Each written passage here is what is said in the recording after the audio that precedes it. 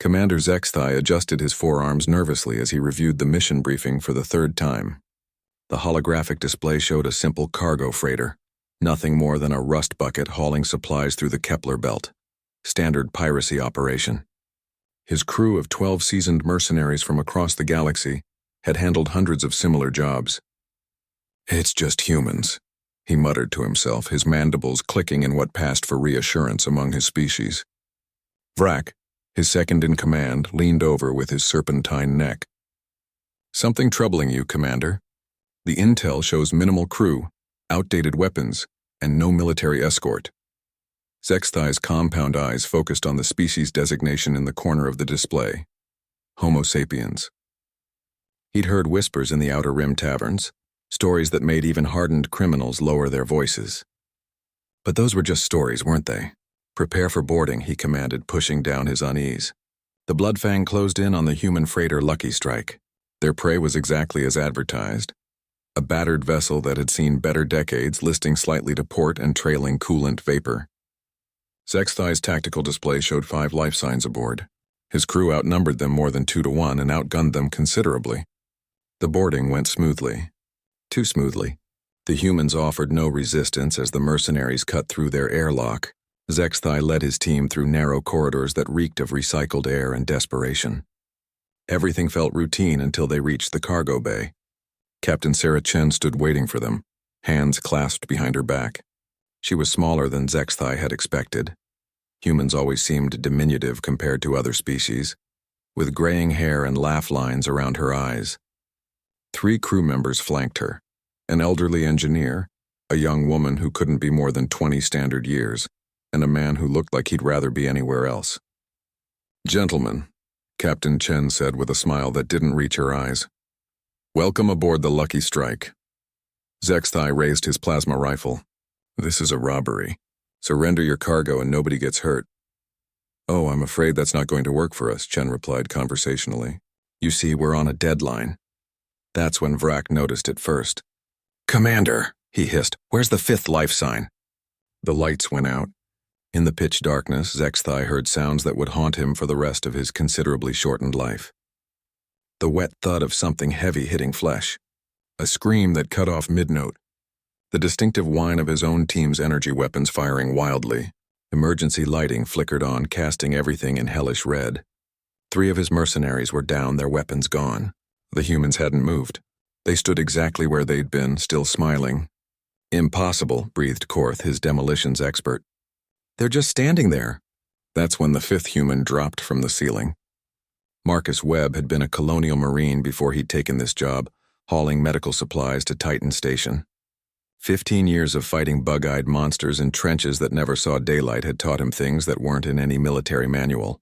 Things about moving silently in zero-G, about finding pressure points on alien anatomy, about the 57 different ways to kill someone with a standard multi-tool.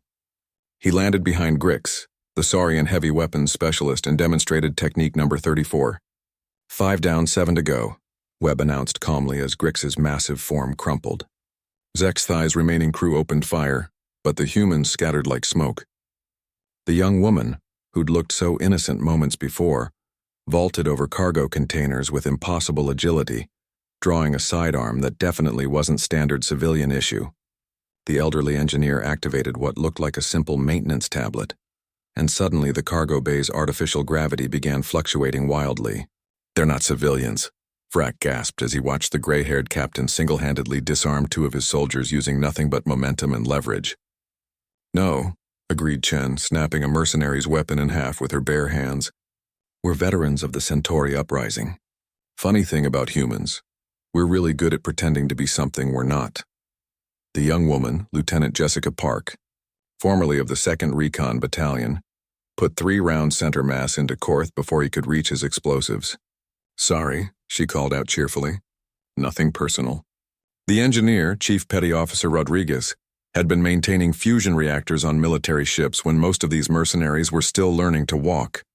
He triggered a localized EMP that fried half their equipment, while somehow leaving the human gear completely functional.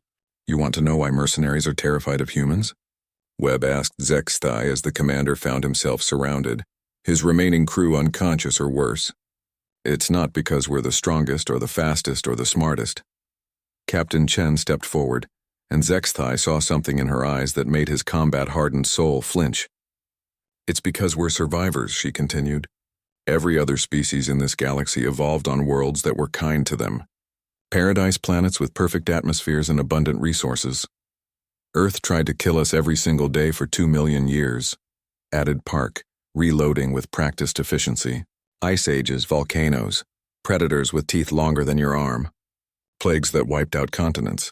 Rodriguez nodded sagely, and somehow we just kept getting back up. Kept adapting. Kept finding new ways to not die. Webb crouched next to the paralyzed commander. You see, Zexthai, yes, we know who you are. You made the same mistake everyone makes. You looked at us and saw something soft, something easy. But there's something else, Chen said, activating her comm system. Computer, play message 17. The cargo bay filled with the sound of a child's voice.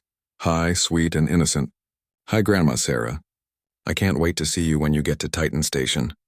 I've been practicing the piano piece you taught me. And Mommy says my cancer treatment is going really well.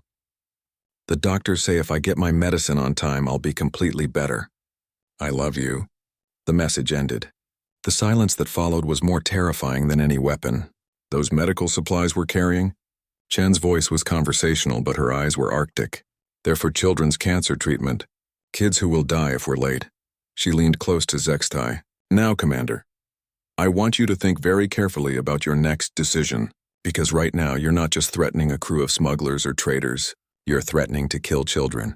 Human children.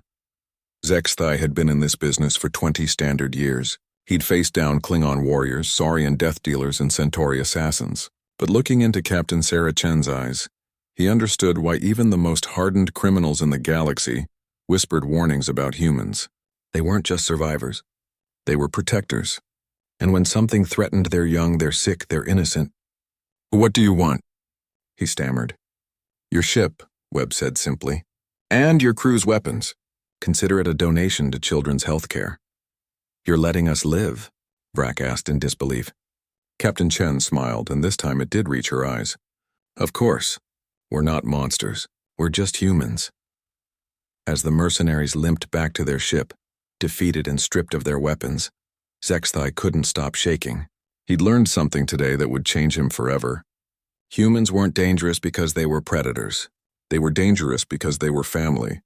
And nobody, absolutely nobody, got between a human and their family. Not if they wanted to survive the experience.